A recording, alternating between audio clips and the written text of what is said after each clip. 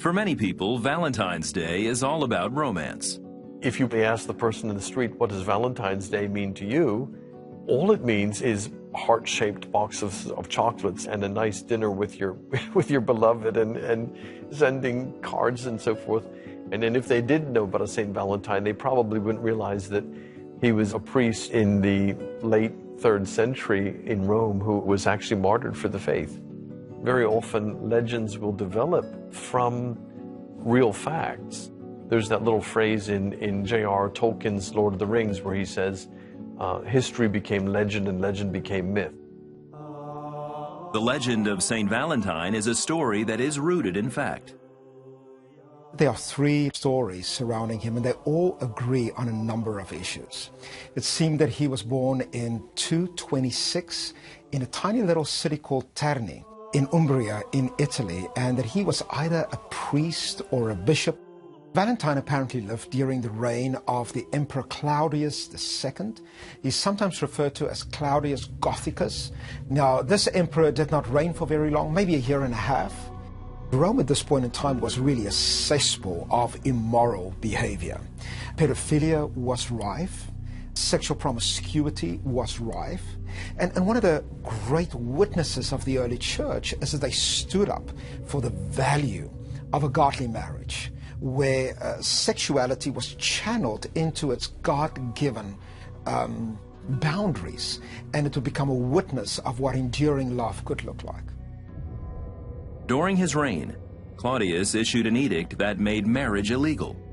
There was an invasion of Goths towards Rome, and they needed a lot of people to go to war.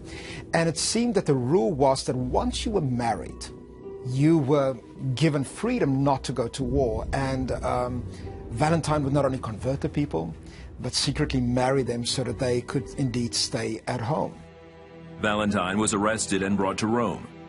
While he was being held captive, he presented the gospel to his jailer, the judge Asterius. So the judge said to him, well, if this indeed is true, I want you to prove it.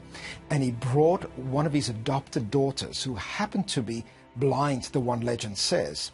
And what happened is that Valentinus, or Valentine here, laid his hands upon this girl, and she was healed immediately. Another legend says that before he was executed, he left a note for the girl signed, "Your Valentine." Some say this led to the practice of sending valentines on February 14th, the day he was beheaded. All the legends seem to agree that Valentine was martyred on the 14th of February in 269. Therefore, that was the day associated with him when the church would celebrate and thank God for his life.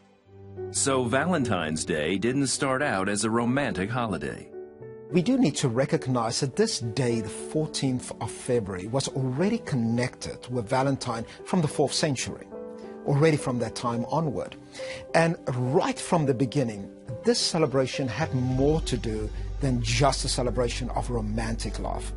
And the Church's commitment to Valentine to honor this example of Christian marriage and sacrifice and martyrdom and the healing of other people and the spread of the gospel was from the beginning a commitment to what Christian marriage could be like in our world and the message that it brings to a broken world.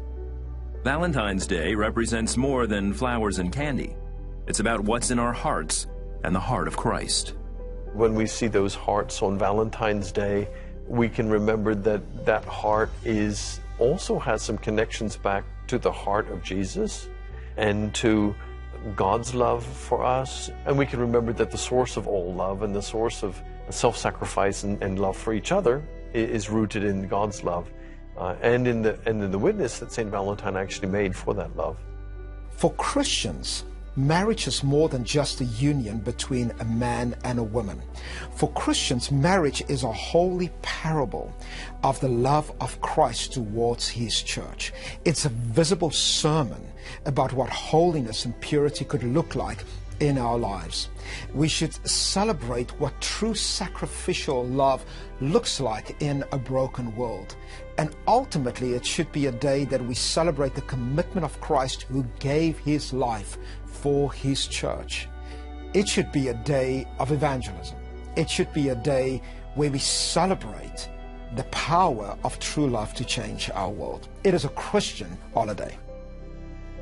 This is where we'll be wrapping it up today on Crystalfact TV. If you have a Crystalfact event you've covered, please drop a message on our comment section. And if you like this video, please subscribe.